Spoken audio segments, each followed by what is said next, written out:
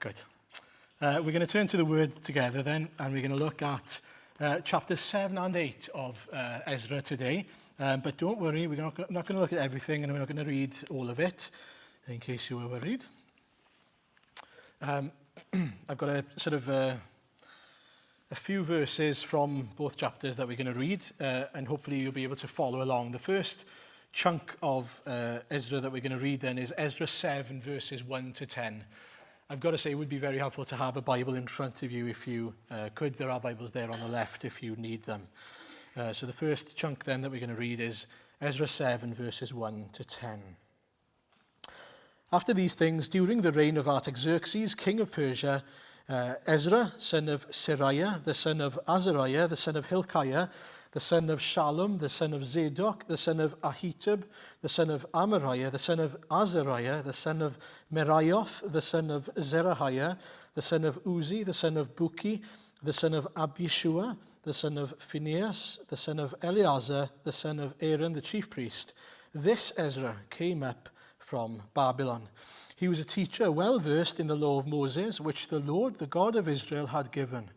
The king had granted him everything he asked, for the hand of the Lord his God was on him. Some of the Israelites, including priests, Levites, musicians, gatekeepers, and temple servants, also came up to Jerusalem in the 7th year of King Artaxerxes. Ezra arrived in Jerusalem in the 5th month of the 7th year of the king. He had begun his journey from Babylon on the 1st day of the 1st month, and he arrived in Jerusalem on the 1st day of the 5th month, for the gracious hand of his God was on him. For Ezra had devoted himself to the study and observance of the law of the Lord, and to teaching its decrees and laws in Israel. Then I'm going to read verses 12 to 14, which is a copy of the letter given now from Artaxerxes to Ezra. Artaxerxes, king of kings, to Ezra the priest, teacher of the law of God, the God of heaven. Greetings. Now I decree that any of the Israelites in my kingdom, including priests and Levites, who volunteer to go to Jerusalem with you, may go. You are sent by the king and his 7 advisors to inquire about Judah and Jerusalem with regard to the law of your God, which is in your hand. And then I'm going to go to verses 18 to 20. You and your fellow Israelites may then do whatever seems best with the rest of the silver and gold in accordance with the will of your God. Deliver to the God of Jerusalem all the articles entrusted to you for worship in the temple of your God, and anything else needed for the temple of your God that you are responsible to supply, you may provide from the royal treasury. And then I'm going to read 25 to the end of the chapter 28. And you, Ezra, in accordance with the wisdom of your God, which you possess, appoint magistrates and judges to administer justice to all the people of Trans-Euphrates, all who know the laws of your God. And you are to teach any who do not know them. Whoever does not obey the law of your God and the law of the king must surely be punished by death, banishment, confiscation of property, or imprisonment.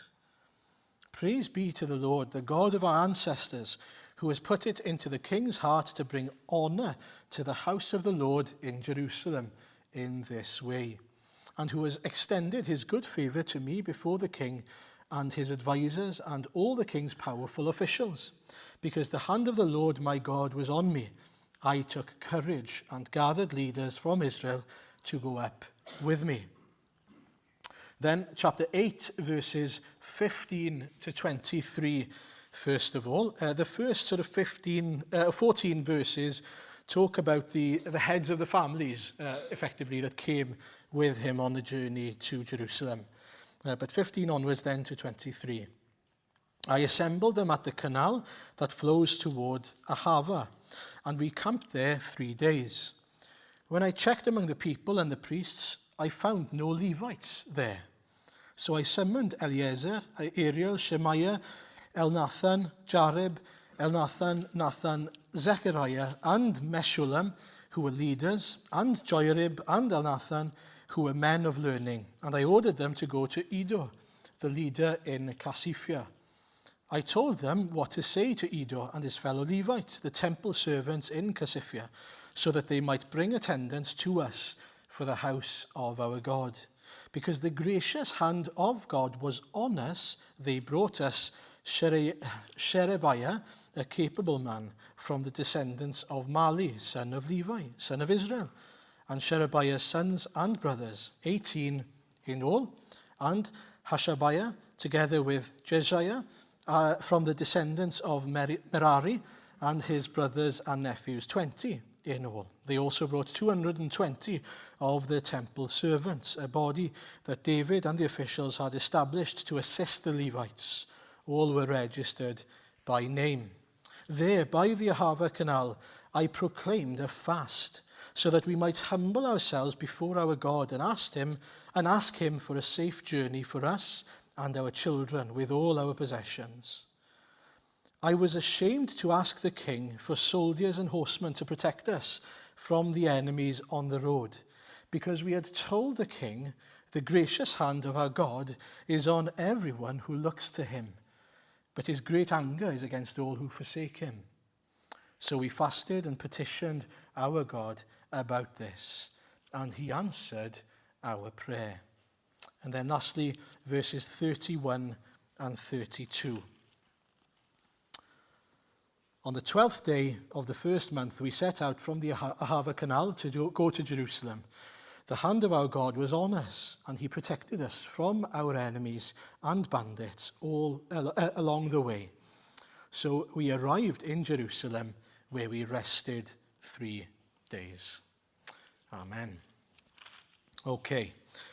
Now, just a very, very quick recap for those of you who weren't here last week or haven't been before. We're going through this series in the book of Ezra and Nehemiah, looking at how God provided a way for them to come out of captivity, out of exile in Babylon, back to Jerusalem, where God wanted his people to be, in order for them to truly worship him and rebuild the temple and do other things as well, which we'll look at this evening.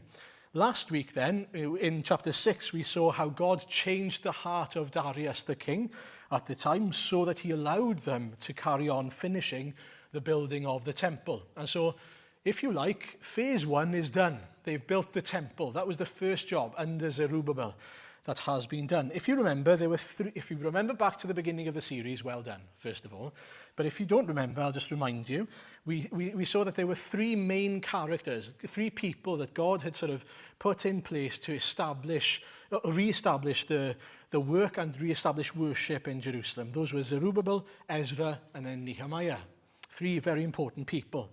And so we've looked at Zerubbabel and him sort of under his leadership then guiding us to building the temple. But now that that's done, what comes next? Well, next is Ezra's turn to step up to the plate, to start his job. And his job, phase 2 of the building, if you like, was to rebuild the people in terms of their devotion to God, in terms of re-establishing the word of God, really, among the people of Israel. You see, as great as it is to have a temple, as great as it is to have that building in Jerusalem, it means nothing if you don't know how to use it. It's a little bit like having a car. It's great having a car, but if you don't know how to drive, we've got problems, haven't we? Please don't use your car if you don't know how to drive. It's a disaster waiting to happen. And the same here, really. They needed to know what it meant to live a life pleasing to the Lord, what it meant to serve the Lord, what it was that the Lord desired from them, what it meant to live lives that were, and we'll see at the end, a pleasing aroma to the Lord, what it meant to follow the Lord truly, not just do whatever they thought was a good idea to do. And that's why Ezra comes onto the scene. And just to maybe help us with the timeline of this, so we've got a bit of a bird's eye view, if we can have it up on the screen. A lot of time has actually passed since Zerubbabel's time and now Ezra's time. And this is important. You'll notice there that the first temple was destroyed in 586 BC. And then the second temple, which we read about in chapter 6, was finished in 516 BC. But you'll notice that it's 458 BC by the time that Ezra and his clan return. Okay? So this is like the second group of people returning. And a lot of things have changed. You'll notice at the bottom part, you see all the kings of Persia that have reigned during that time. We've looked at Cyrus, we've seen the decree that he made. We've looked at Darius and the decree he made last week. But you'll notice then, in between, you've got Xerxes, also known as, aka, Ahasuerus. If you remember back, if you were with us at that time, we looked at him and his reign in the book of Esther, which is noted there, 483-ish BC. All these are, by the way, give and take a year, because nobody can be sure, and it depends on the kind of commentaries you read. It could be 515 BC, it could be 516, for example. Don't worry too much about that. But what we see here then, and this is the first point I want to make really, is how God is faithful and how God works from generation to generation. And what he does is he keeps his promises throughout all generations to all people, wherever they are. So you'll notice, do you remember back to the book of Esther? If you don't remember it, I'll just remind you of a couple of things. The book of Esther doesn't mention anything much about God whatsoever. Why? Because the people who were in Babylon at the time were so far away from God. They were so sort of detached from who they were truly as God's people, that they'd lost sight of everything almost. But God was gracious to them. God, through Esther and Mordecai, kept his people there, a remnant, even in Babylon there. They didn't go back. You'll notice a lot of things have happened in Israel. They were still stuck in Babylon. They didn't go back when they were given an opportunity through Cyrus. Now, in some senses, there's probably another generation of people, kids of those who refuse to go back by this point. And then you've got the grandkids. Ezra would have been a grandchild of those people who refused to go back in Babylon. But what's amazing is that God was working even in the kids and in the grandkids of those who refused to go back. Now, what does that tell us? It shows us just how gracious the Lord is. We see that even though I tried to do the maths, I think I'm right, 128 years that have passed from the initial exile to the time of Ezra. He's never stepped foot in Jerusalem. He's never seen the inside of a temple. He's got no idea what that would look like. He would have been a younger guy. And yet, he has a desire to serve the Lord. He has a desire to go back to where the Lord wants his people to be and to teach them the word of God. Now, where's that come from? It's come from God himself. If anything, there's a chance that he may have seen the way that God worked during the time of Esther. And as he looked at that, as he sort of saw or even heard stories about Esther and Mordecai and how the Lord kept them and saved his people, that he'd have gone, wow, what a great God we have, the God of Israel. How could he have done that? And then he may well have started studying God's word because of that, because of stories relating to that. And he's developed this thirst, this desire to know more and more about the word. And so do you notice from generation to generation, from those who were disobedient to then the kids, who may well have been disobedient at first, but then the grandkids who were obedient in going back. God is able to save. God is able to give zeal to and a thirst to follow him and to long after him, despite the disobedience of previous generations. And that should give us great hope. In fact, that's what's happened recently in China, it seems, where there were grandparents who were believers. The next generation completely refused. The next generation, though, from their grandparents' witness, became believers. And there's been growth there. How amazing is that? Never lose hope that the Lord will use his promises and his power to bring about his purposes. There are peaks and troughs in the Christian life and in Christian history, aren't there? If you live in the trough, it can feel so much harder than living on the peak, I think. Here you've got the kind of the peak of the first group of people who returned. But Esther, the time of Esther, such a trough. They barely mention God. And yet God was faithful. He was faithful. They were not faithful. Despite their disobedience, God was faithful. They had partial obedience, maybe you could argue. But even there, we saw God providing for them. Now, the second point I want to make then. Ezra comes onto the scene. Why Ezra, of all people? Is there anything special about him? Well, on one hand, no. He is chosen because God has decided to choose him. It's completely of God's grace. But on the other hand, there are certain reasons why Ezra was chosen. The first thing that's noted about him, you'll notice in the first few verses then, is his lineage, his family tree. And by the way, you may have noticed, I didn't shirk away from the difficult verses. That's not the reason why we didn't read all of it. In fact, we read the most difficult bits with all the difficult names. But the reason why I wanted to read the names out is because Ezra wants to point out there's a link between me and the high priest, Aaron. There's a link. I am a direct descendant. I am in his family. And the reason for that is because he is from a priestly line. What's happened is God has called Ezra, and Ezra has realized, I am from this lineage. I'm from this family, which means I am called to serve the Lord in the temple. That's where I'm supposed to be. God wants me in his temple, serving him and enabling others to be able to worship and sacrifice to the Lord. And he goes through all these verses, and you'll notice that he says, Ezra, he could have just said, during the reign of Artaxerxes, king of Persia, Ezra turned up to the scene. But he doesn't say that, does he? Ezra, son of blah, blah, blah, blah, blah, blah, blah. This Ezra, verse 6, came up from Babylon, the son of the chief priest, the high priest. That's important because he is someone who is equipped to, qualified to serve the Lord.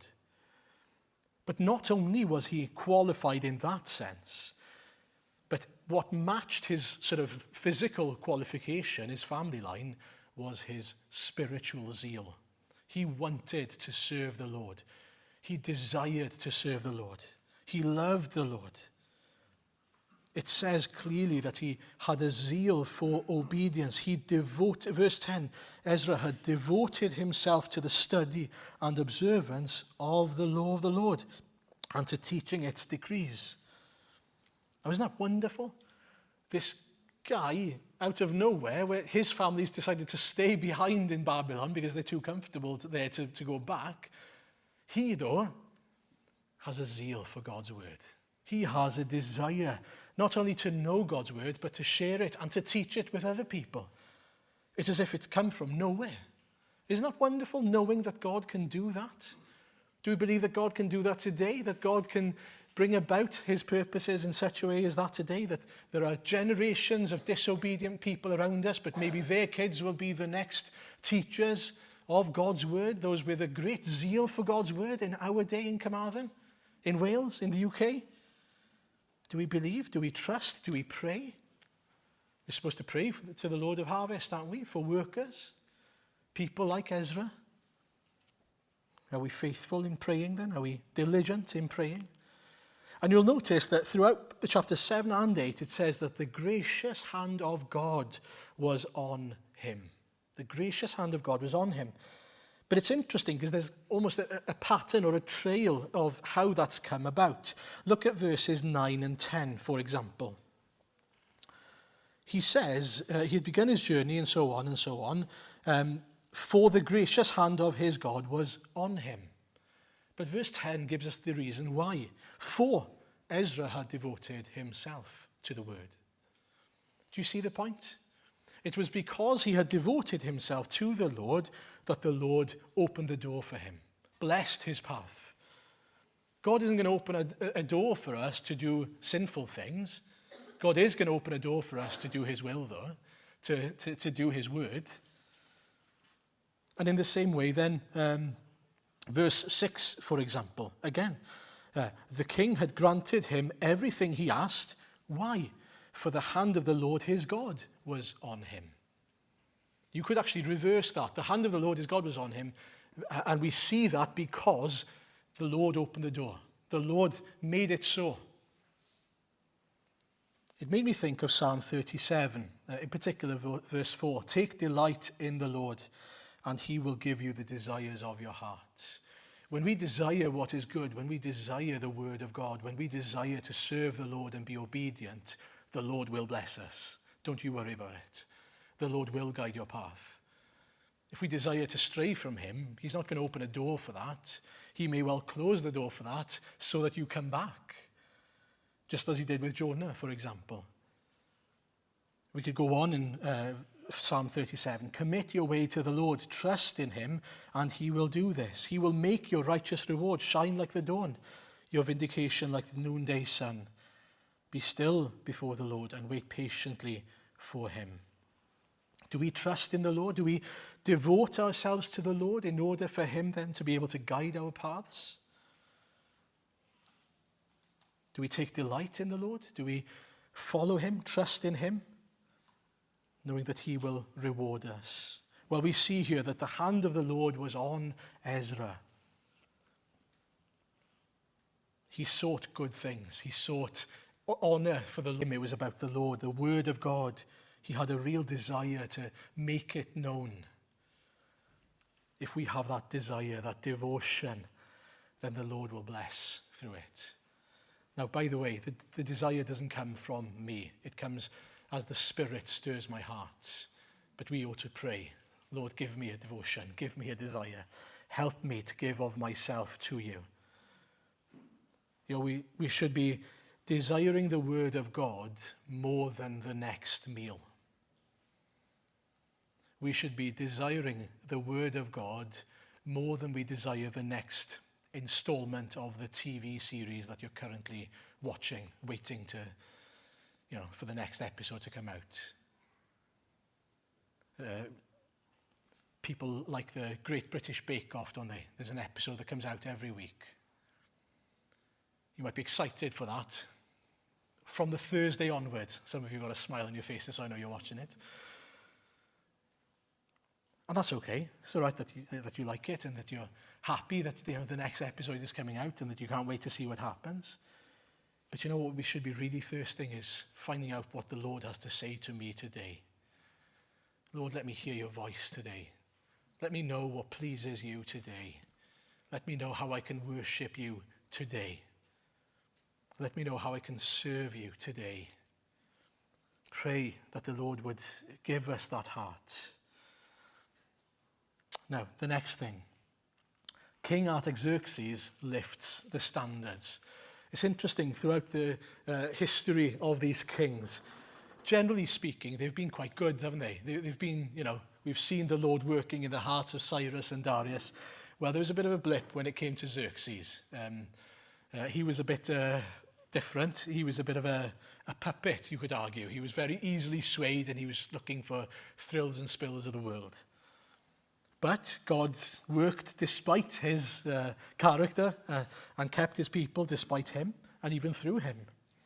But then with Artaxerxes, the fourth king, is quite interesting because once again God increases the standard, as it were. And what I mean by that is if you look at the letter that he writes, he makes a new decree. And it's exactly what the people of God need. It's amazing how God uses people like these kings. Don't make light of how God can use people who are not his people as instruments for his purposes. It is very important that we can see it. All of these kings were used mightily by the Lord. We don't know where they stood, but we know that they were used as a vessel to achieve God's plans. From verses 12 to 26 of chapter 7 it's actually written in a different language. It's Aramaic, to tell us that it was written by Artaxerxes. But in that letter, there's it's very similar, and the reason why I didn't read all of it is very similar to the other letters that we've read from the kings that have gone before them. But one thing I want to point out is, again, he says the same things. The God of heaven, the God of the Jews, the God of these people, the God of that, the same language.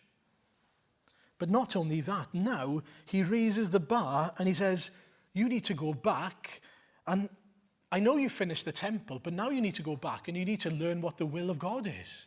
He, who is not a Jew, is telling them, go back and understand what the will of God is for you, what the law of God says.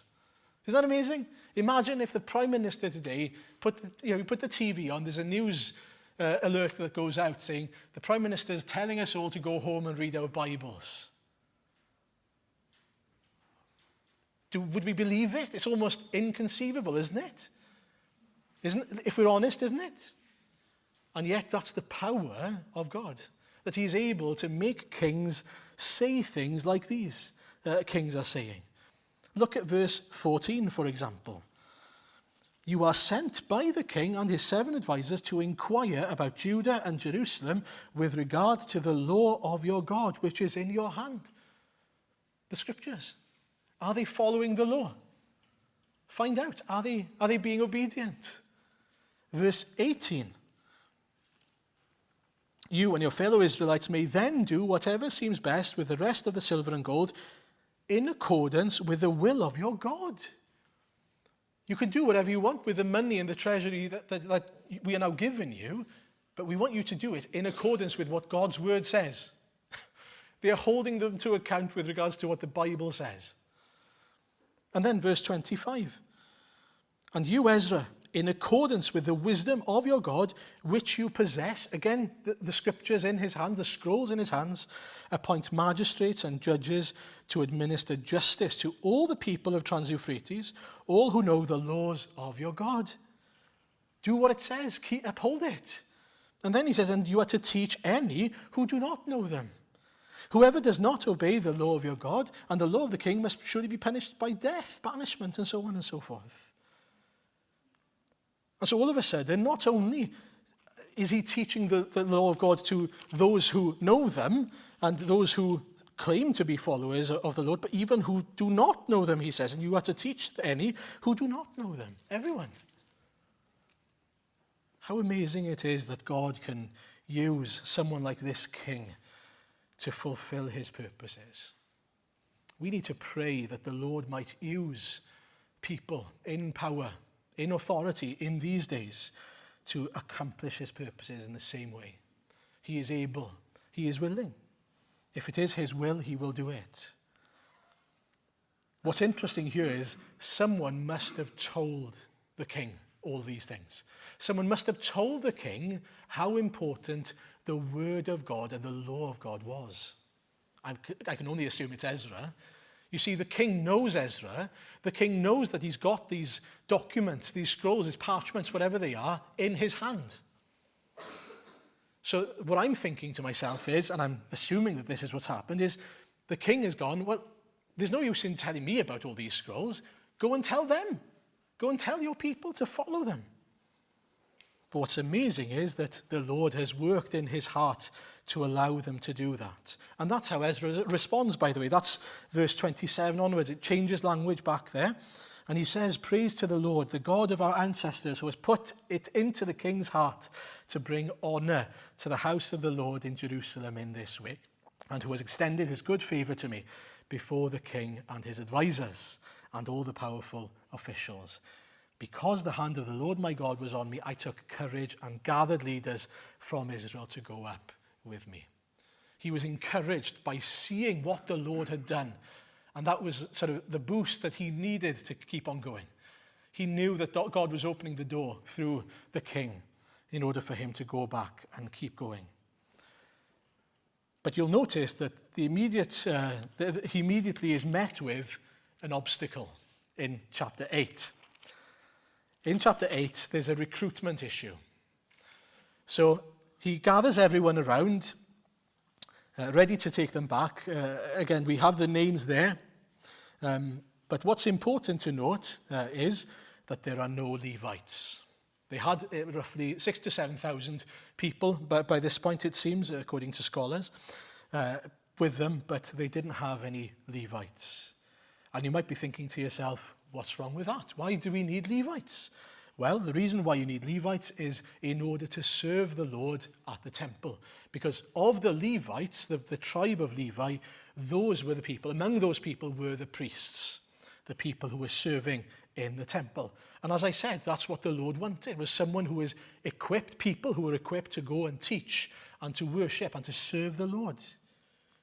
And so what's the point in going back if you don't have the right people to do the job? You can have a group of people, but unless they have people to make sacrifices, to help them in teaching the word, what use is it? And so what does he do? They are lacking men who are called and equipped to serve in the temple.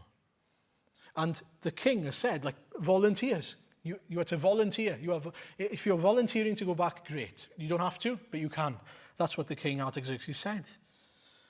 So what was he going to do? Well, he refuses to take no for an answer. Ezra says that's not good enough. God has said he wants his people to go back and establish worship, service to the Lord in the temple. And so if we're going back, we need Levites, full stop. So what he does is he commands some leaders, and they've got complex names, so I'm not going to repeat them, to go back and to go around and collect people, to say, look, come on, you are called to this work. You are from this lineage, you are a member of the tribe of Levi. Do you know the privilege that you have? Do you know that what that has allowed you to do? The privilege that you have been given by being chosen by God to serve in the temple. Do you understand how special that is? And as they challenged them, God stirred their hearts. Now this is important.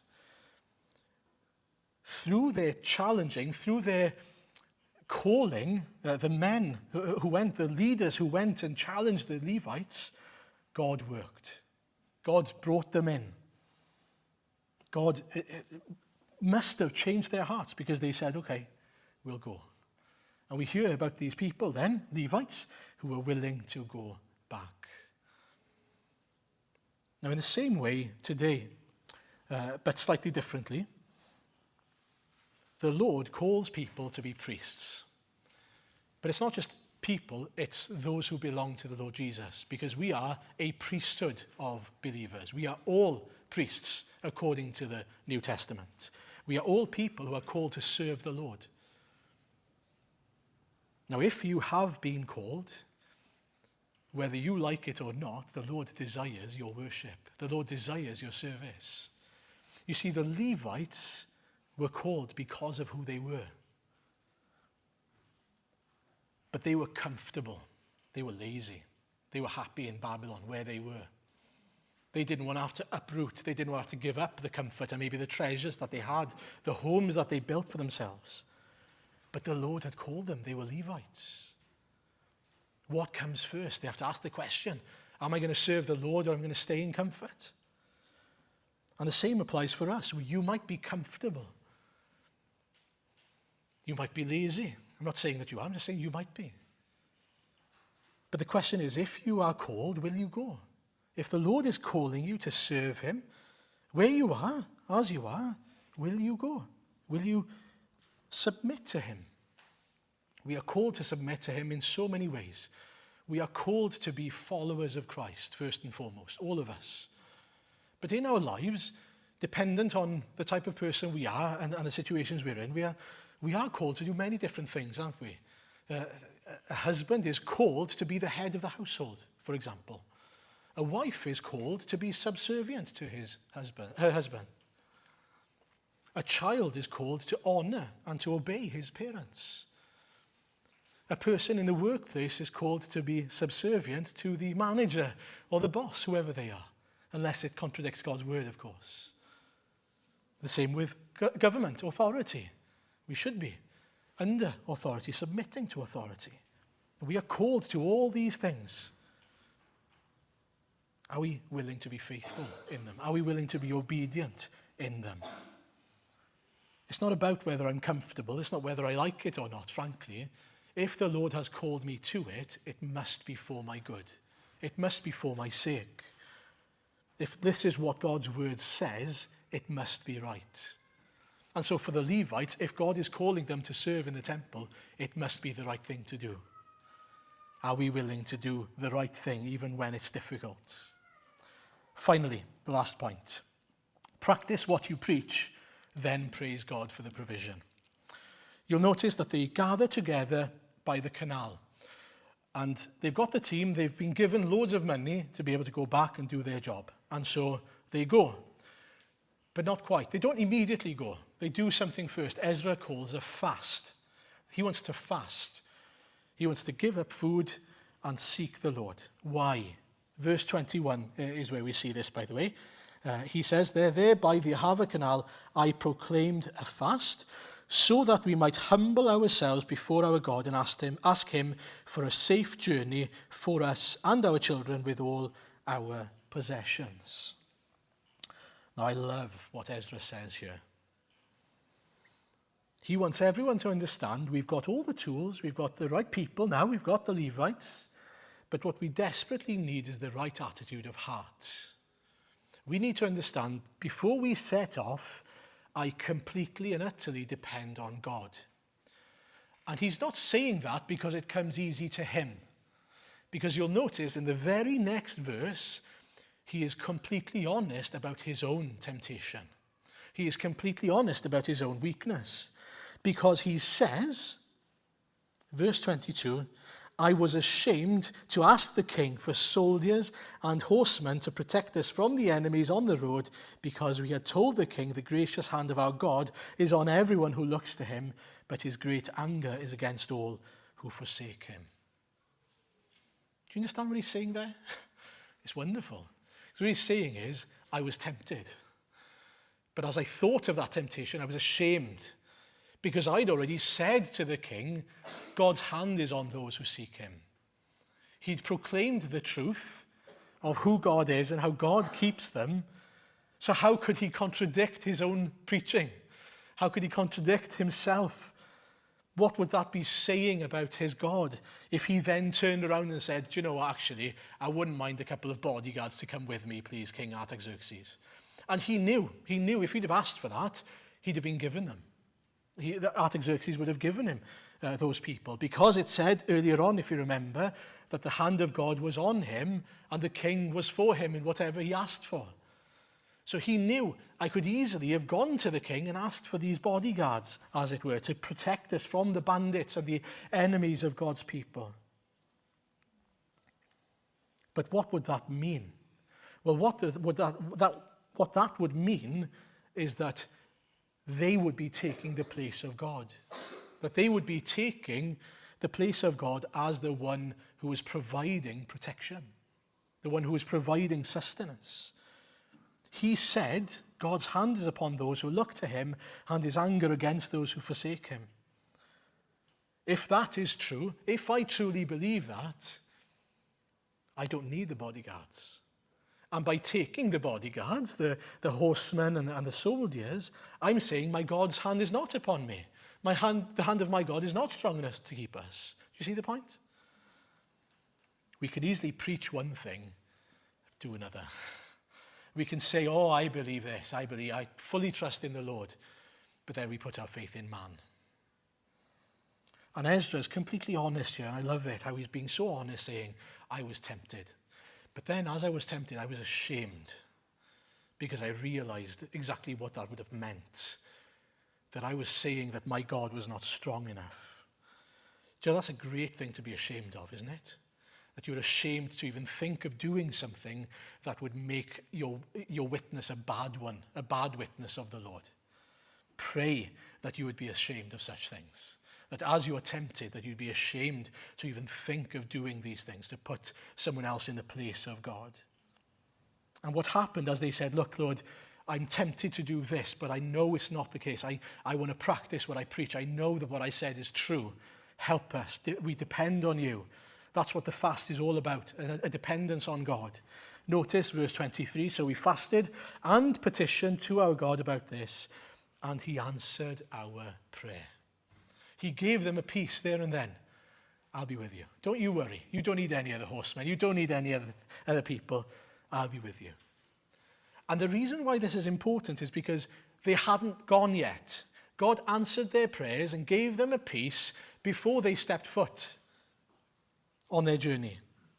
you'll notice that they didn't go until verse 31. So in verse 31, we then read, a time after this, on the 12th day of the first month, we set out from the Ahava Canal to go to Jerusalem.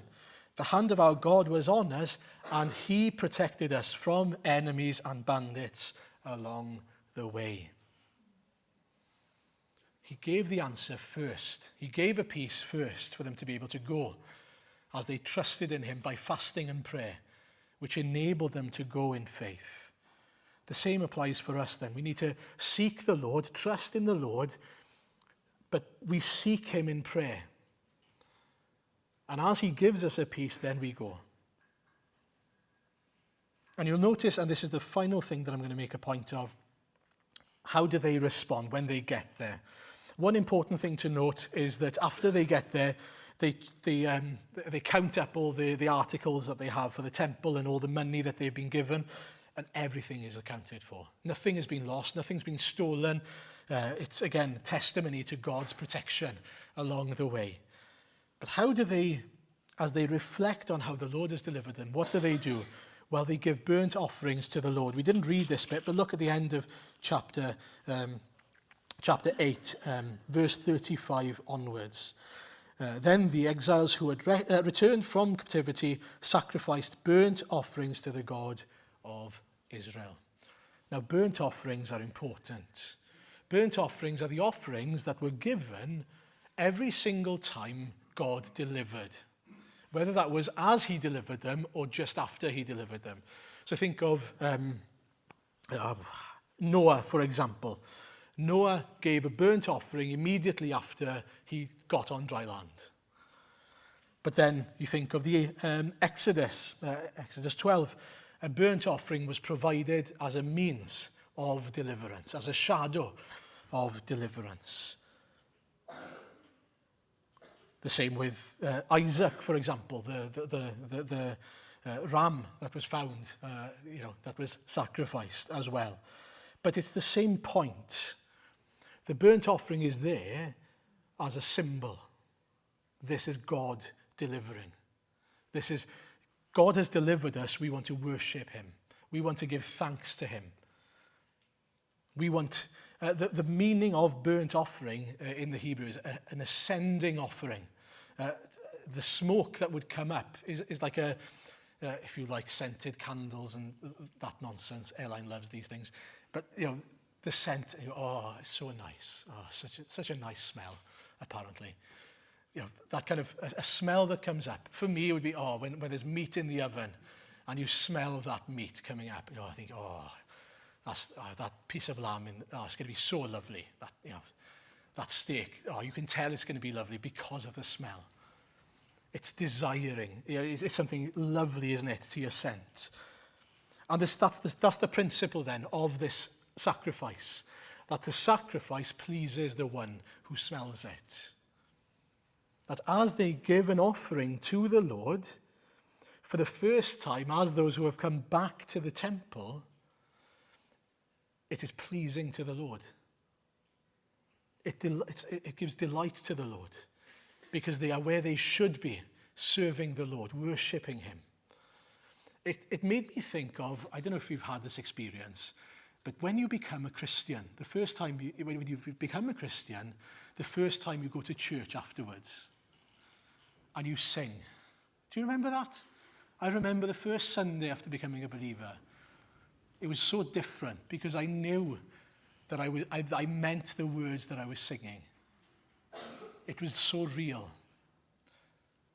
In other words, you were truly serving the Lord. Your worship was a pleasing aroma to him. And that's what we see here. Now that they have come back for the first time ever, Ezra gets to be in the temple offering sacrifices to the Lord, doing what he was meant to be doing, living according to God's design for him. And for us then, as priesthood, a royal priesthood, a people here to serve the Lord, there is nothing better, more thrilling, more joyful than knowing I am exactly where the Lord wants me to be, serving him. That as I live for him, as I bring him glory, he delights in me. My life is a pleasing aroma to him. And it's all not because of me, but it's through the merit of the Lamb. That's the whole point of the burnt offering, isn't it? It's a pleasing aroma, not because of what I bring to the table, but because of who I come through. I come through the merits of the Lamb. God's people were not saved because of who they were. Back to the time of Exodus, they were saved because they offered the lamb according to what God had said. They trusted in God's provision. And that's exactly what we have done. We come through the merits of the lamb, the body and the blood of Jesus. We are saying, when we come to the Lord's Supper in a minute, we are saying, I'm not coming to you because of anything I've done. I am coming because you've told me if I trust in your deliverance, your sacrifice, I am redeemed, I am saved. His blood covers my iniquities, my sin. How can we not delight then in wanting to serve the Lord because he has served us, because he has saved us in such a wonderful way? It made me think of Ephesians 5, and I'm finishing with this, verses 1 and 2. Follow God's example, therefore, as dearly loved children, and walk in the way of love, just as Christ loved us and gave himself up for us as a fragrant offering and sacrifice to God. Amen.